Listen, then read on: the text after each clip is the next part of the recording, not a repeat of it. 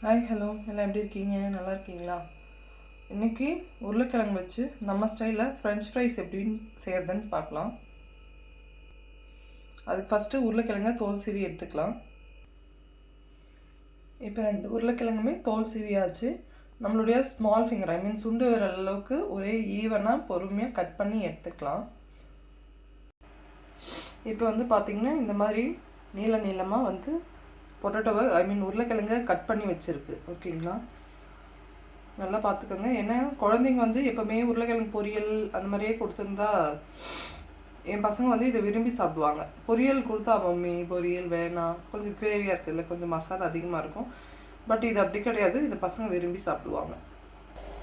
Next அந்த cut பண்ணி வச்ச பொட்டேட்டோவை நம்ம அப்படியே எண்ணெயில் போட்டோம்னா ஒரு மாதிரி அதில் இருக்கிற ஒரு பால் ஒரு பிசுன்னு இருக்கும். எப்பவுமே உருளைக்கிழங்குல ஒரு தண்ணியாக ஒரு இது வரும் இல்லையா, அது போகணுன்னா நம்ம ஒரு பாத்திரத்தில் கொஞ்சமாக தண்ணி விட்டு அதில் கொஞ்சோண்டு உப்பு போட்டு லைட்டாக, எந்த காய்கறி வேக வச்சாலும் நம்ம லைட்டாக உப்பு போடுவோம்ல, அப்படி உப்பு போட்டு இப்போ தண்ணி நல்லா கொதிக்குது. இப்போ அந்த கட் பண்ணி வச்ச பொட்டேட்டோவை நம்ம ஆட் பண்ணிக்கலாம்.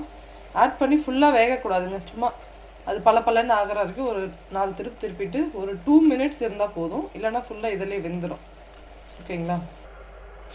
இப்போ பார்த்திங்கன்னா உருளைக்கிழங்கு போட்டாச்சு, கொதிக்குது பாருங்கள். ஒரு 2 மினிட்ஸ் அது சுடு தண்ணியில் இருக்கட்டும், சும்மா திருப்பிட்டே இருங்க. ஒரு பாதி அளவு குக்கானா போதும், ஃபுல்லாக குக் பண்ணுற அளவுக்கு விட வேணாம், அப்புறமா எண்ணெயில் போடும்போது ஒடிஞ்சிடும். ஓகேங்களா? சும்மா ஒரு பாதி அளவு வேகிற அளவுக்கு எடுத்து ஃபுல்லாக ஆற வச்சிடலாம். இப்போ இந்த மாதிரி ஃபுல்லாக வடிகட்டியாச்சு. இது கொஞ்சம் ஆறட்டும். நெக்ஸ்ட்டு எண்ணெயில் நம்ம டீப் ஃப்ரை பண்ணிக்கலாம், வறுத்துக்கலாம். ஃப்ரை பண்ணுறதுக்கு எண்ணெய் சேர்த்தாச்சு. எண்ணெய் நல்லா ஃபுல்லாக கொதிக்கட்டும். கொதித்த பிறகு தான் அப்ளை பண்ணணும்.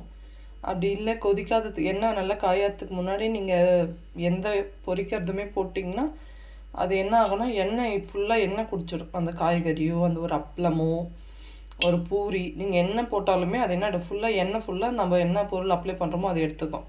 அதனால் எண்ணெய் நல்லா காயணும். இப்படி கை வச்சு பார்த்திங்கன்னா உங்களுக்கு தெரியும் எண்ணெய் காயிறது. அப்படி எண்ணெய் காய்ஞ்ச பிறகு தான், சூடான பிறகு தான் நம்ம எதுவுமே சேர்க்கணும்.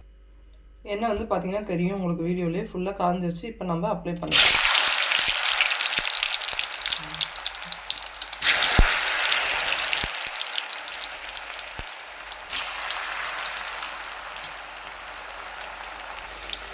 பார்த்திங்கன்னா தெரியும், பாருங்கள் நல்லா கலர் சேஞ்ச் ஆகிறது தெரியுதா?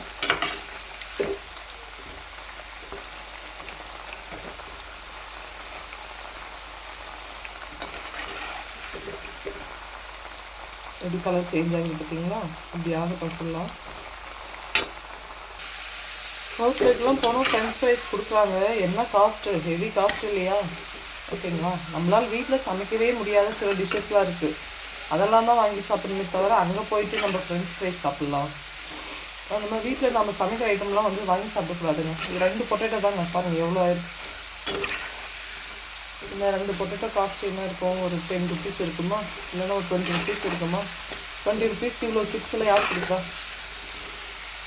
நம்ம இதுக்கு நான் என்ன வச்சுருக்கோம், எண்ணெய் நம்ம வீட்டில் எப்பவுமே வச்சுருக்கோம். ஜஸ்ட்டு இந்த மாதிரி ஐட்டம்லாம் எண்ணெய் நிறைய எடுத்துக்காது, எண்ணெய் ரொம்ப கம்மியாக தான் எடுத்துக்கும்.